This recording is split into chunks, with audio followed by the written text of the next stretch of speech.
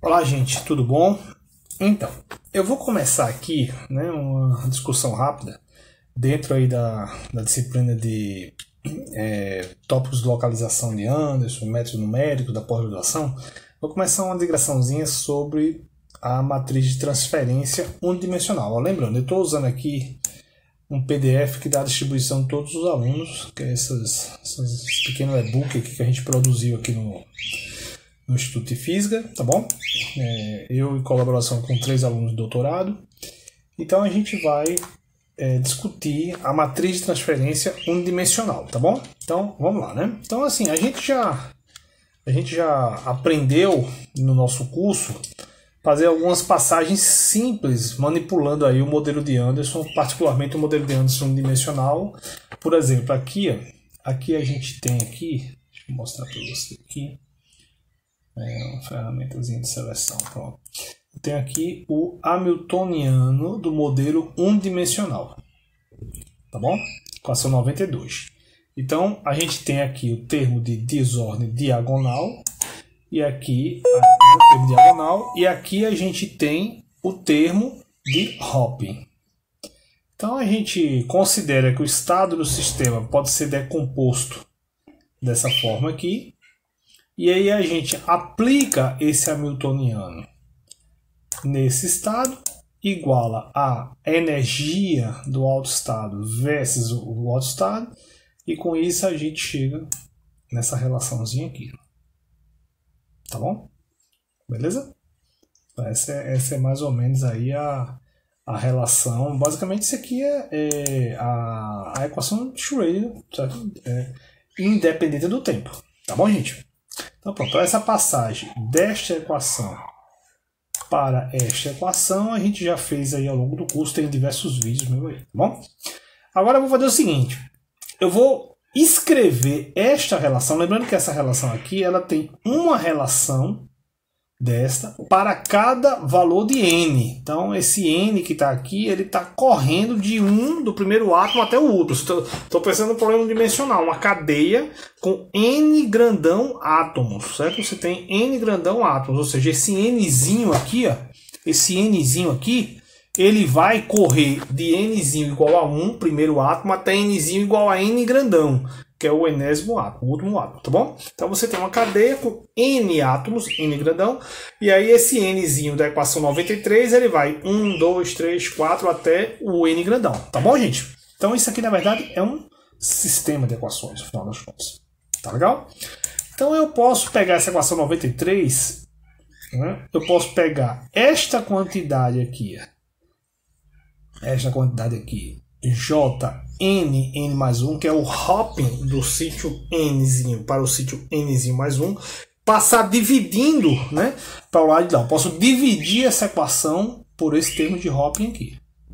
E aí eu reescrevo a equação 93 como uma equação matricial. Se você multiplicar esta matriz aqui por esse vetorzinho coluna aqui, você vai recuperar uma identidadezinha que tem esta equação aqui como sendo a primeira componente aí do vetor coluna. Tá bom, gente? Então, basicamente é isso.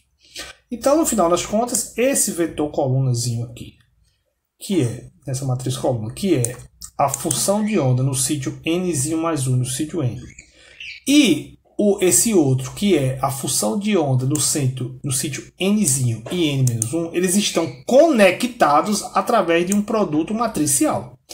Essa matriz que conecta este cara com este cara, essa matriz é chamada matriz de transferência. Essa é a ideia, como se ela, entre aspas, transferisse a informação desse sítio para este sítio. Tá bom? Essa é mais ou menos a ideia. Então a gente pode usar a seguinte notação, né? Eu chamo de F grandão esse vetorzinho coluna aqui, né? Então F grandão com n mais 1 aqui é esse vetor coluna com o Fzinho n mais 1 em cima, e concomitantemente esse cara aqui vai ser basicamente esse cara aqui. E essa matriz aqui, ela é a matriz que eu chamo de Tn, é a matriz de transferência. É a matriz de transferência que transfere, entre aspas, né? Vamos usar, conecta o sítio N com o sítio N mais 1. Tá bom? Beleza? Agora eu posso aplicar de novo. Eu posso pegar esse cara aqui, escrever esse cara em função do sítio que tem para trás. Eu digo, olha, o N conecta com o N menos 1. Como? Através de uma nova matriz de transferência. Que matriz vai ser? A Tn menos 1. E assim posso fazer concomitantemente, até eu conectar este cara, que é o cara que está na posição Nzinho mais 1, com o primeiro cara lá da coisa, entendeu? Com o primeiro sítio. Então você vai fazer uma conexão entre o primeiro sítio e um sítio do meio através desse monte de arranjo de matriz de transferência. Entendeu? Então é isso que a gente vai fazer aqui. Então esse produtório de matriz de transferência, esse produtório aqui, vai conectar o sítio inicial com o sítio lá no final. Então você pode sair multiplicando todas as matrizes de transferência. Aí você vai conectar o primeiro cara aqui, que a gente chamou de F0, com o último lá da ponta, que é o Fn. Tá legal, gente? E essa relação existente entre o primeiro sítio e o último vai te dar uma estimativa do chamado comprimento de localização. Como é que a gente vai fazer isso? A gente vai o seguinte, a gente vai assumir que o envelope cobrindo essas funções de onda tem um comportamento tipo exponencial, ou seja, tem um decaimento tipo exponencial. E aí a gente chega, né, pega essa equaçãozinha aqui. Essa equaçãozinha aqui. Basicamente essa equação aqui. Tá bom? Esse aqui é o quê?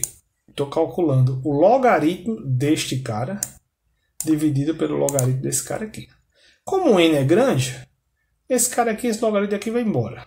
Então, basicamente, é o logaritmo dessa função aqui de onda em cima lá do último cara. Então, vamos ver como é que a gente faz isso aí. Né? Vamos ver que a gente entende isso. Tá?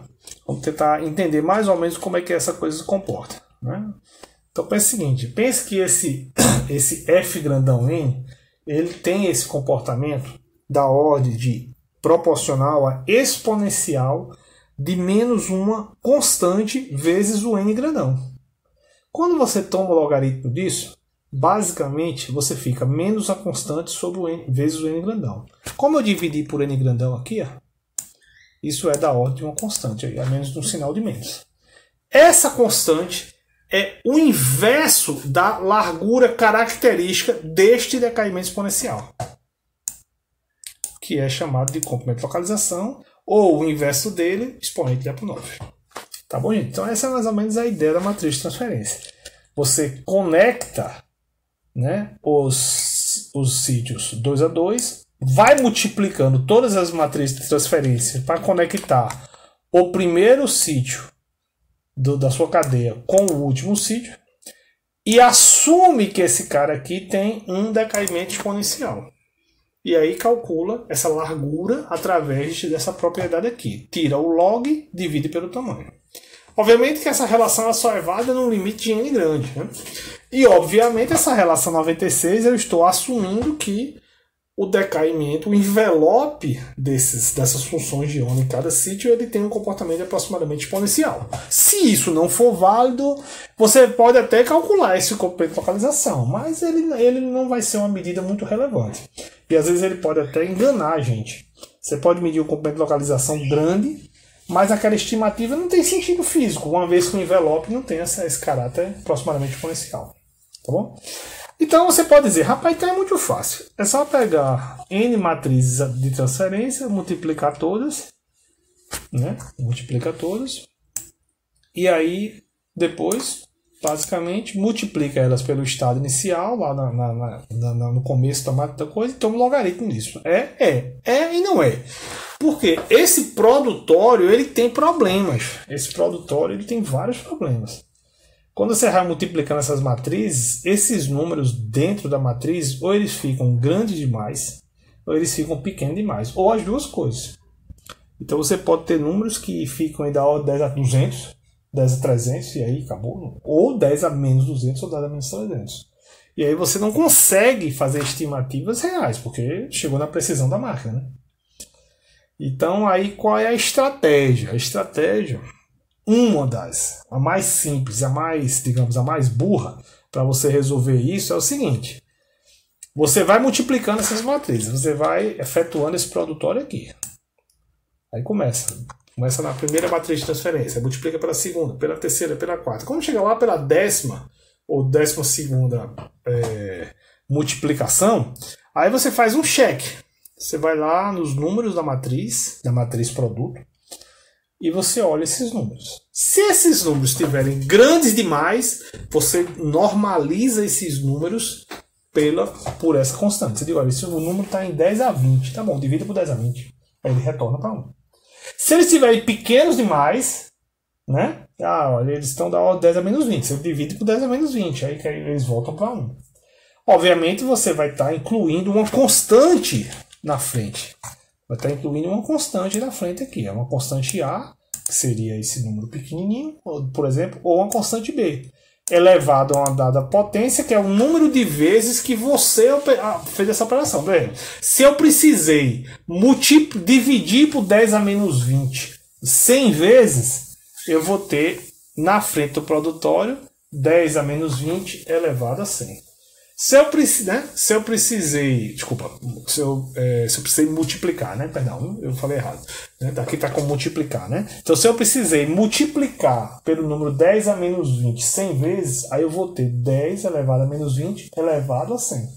Se eu precisei multiplicar por 10 a 20, digamos, aí eu fiz isso 50 vezes, aí eu vou ter lá na frente do produtório 10 elevado a 20 elevado a 50. É isso que representa esses caras aqui. A elevado a NA e B elevado a NB.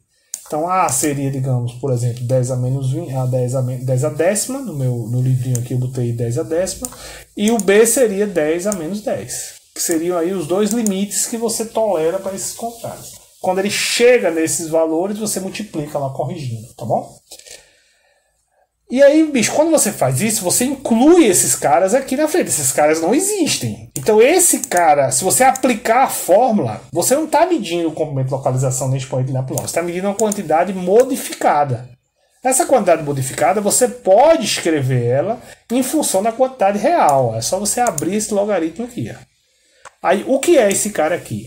Esse cara aqui é exatamente esse cara aqui. Eita, desculpa. Exatamente esse cara aqui. Tá bom? Então, perdão, gente, desculpa. Fiz alguma bobagem aqui, desculpa, viu? Pronto, voltamos, perdão.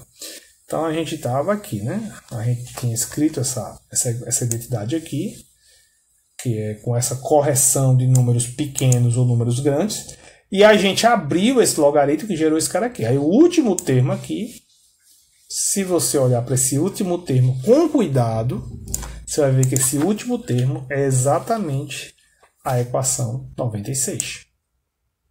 Tá bom? Pronto, aí você vem aqui. O que é que você faz? Resolve. Você pega esse carinha, subtrai esse carinha desse termo aqui, que é aquela correçãozinha logarítmica. E aí com isso você tem o real expoente linear por 9 para esse produto. Tá bom? Então essa é uma das técnicas mais simples que você faz aí e você consegue medir o expoente linear por 9, que é o inverso do comprimento de localização, e calcular as propriedades de localização de um dado modelo desse. Tá bom?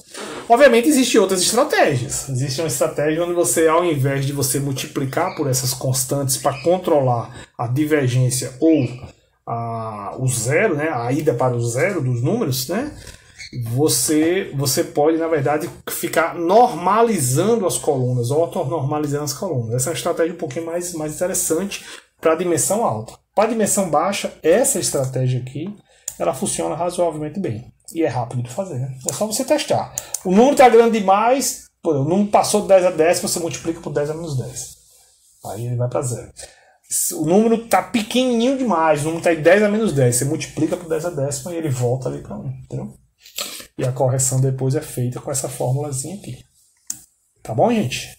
Então é isso. Então essa é a matriz de transferência do problema unidimensional, né? E essa é a estratégia para você calcular o expoente linear por 9, que é o inverso do comprimento de localização. Que tem um papel, o comprimento de localização, como a gente já discutiu, tem um papel da largura característica da função de onda ali em cima da cadeia. Tá bom, gente? Pronto, espero que tenha ficado claro aí. A gente vai discutindo mais isso aí ao longo do tempo, tá bom? Um abração, obrigado, viu? Tudo de bom.